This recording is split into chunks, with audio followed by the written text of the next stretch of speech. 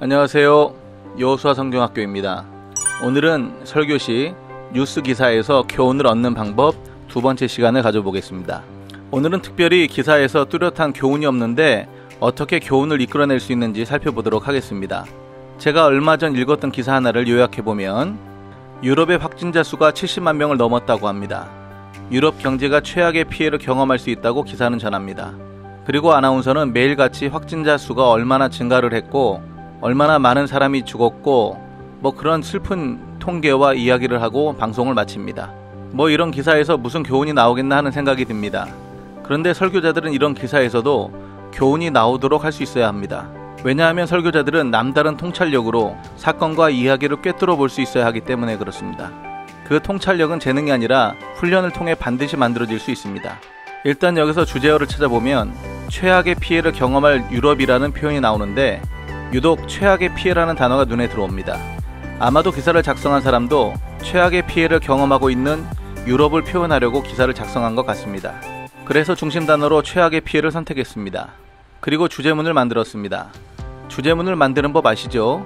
기억이 안 나시면 지난 강의를 한번 보시고 오시면 좋겠습니다.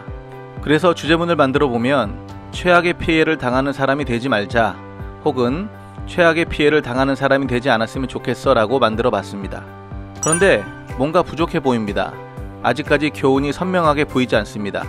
당연합니다. 지금 주제어와 주제문은 방향만 정해주는 길잡이 역할밖에 하지 못하고 있습니다. 아직 교훈을 얻을 단계로 보이지 않습니다. 솔직히 주제문을 만들었지만 교훈이 없습니다. 물론 기사에 따라서는 주제문이 곧장 드러나는 경우도 있습니다. 그런 기사는 이용하고 적용하기가 정말 쉽습니다. 누구나 쉽게 정보에 접근하고 교훈에 접근할 수 있습니다. 하지만 그런 것은 특별하지 않습니다. 진짜 통찰력은 이렇게 전혀 어디에도 교훈이 잘 드러나지 않는 그런 기사 속에서 교훈을 얻을 수 있어야 진짜 통찰력의 고수가 되는 것입니다. 그럼 어떻게 교훈을 얻을 수 있을까요? 방법은 간단합니다. 1차 주제문에서 교훈이 안 나오면 다시 1차 주제문에 질문을 해서 2차 주제문으로 옮겨가야 합니다.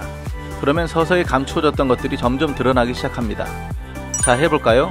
일단 최악의 상황을 피하는 사람이 되면 좋겠어라는 1차 주제문이 있다고 해보겠습니다. 그럼 2차 주제어와 주제문을 찾기 위해 질문을 해봅니다. 왜 최악의 상황을 맞이하게 됐지? 그 이유가 뭐야? 어디서 뭐가 잘못돼서 최악의 상황을 맞이하게 된 거지? 어떻게 최악의 상황을 막아낼 수 있지? 라고 이렇게 질문을 해보는 것입니다. 단 여기서 질문을 할 때는 육하 원칙 전부를 사용할 필요는 없습니다. 주제와 상황에 맞춰서 자연스럽게 나오는 질문 몇 가지만 만드시면 됩니다. 그럼 질문의 답을 한번 해볼까요?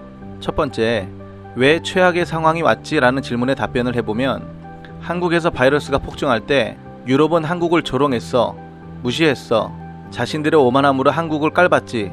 지금은 많은 후회를 하고 있지만 결국 사람들의 오만함이 정말 봐야 할 것을 보지 못하게 하는 것 같아.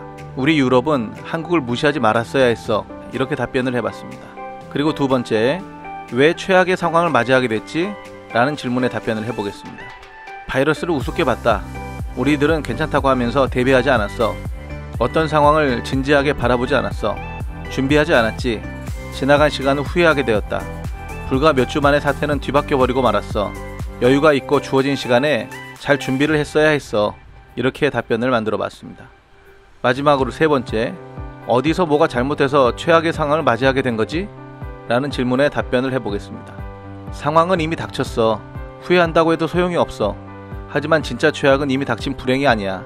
오히려 인종차별이나 하면서 진짜 해결책이 무엇인지도 모르고 있는 게 더 최악이야. 현재도 무기력하게 남 탓이나 하면서 보내는 시간이지. 그런 감정적 표출은 문제 해결에 아무런 도움이 안 돼.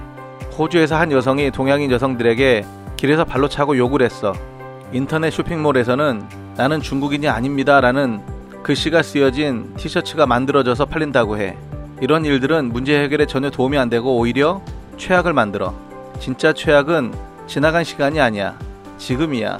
지금을 어떻게 하느냐에 따라서 최악도 되고 최선도 돼. 그럼 어떻게 최악의 상황을 피할까? 보이는 대로 살지 말고 보이지 않는 다가오는 시간을 준비해야 해.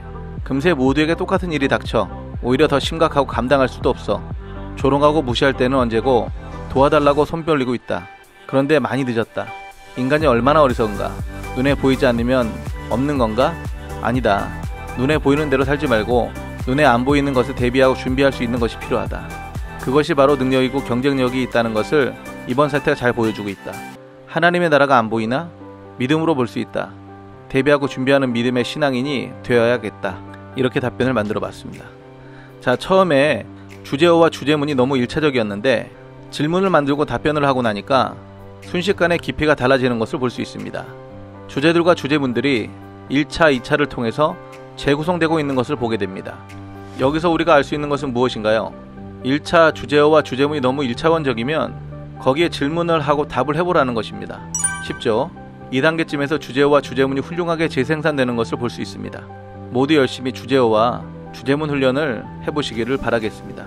이 주제문 훈련은 성경의 여러 본문을 통해서도 시도해보시고 다른 예화집들에 나오는 예화들로도 연습해 보셨으면 좋겠습니다. 방법은 똑같습니다. 자, 설명이 많이 길어졌네요. 오늘도 수고 많으셨고요. 사역에 큰 열매가 있으시기를 바라겠습니다. 감사합니다.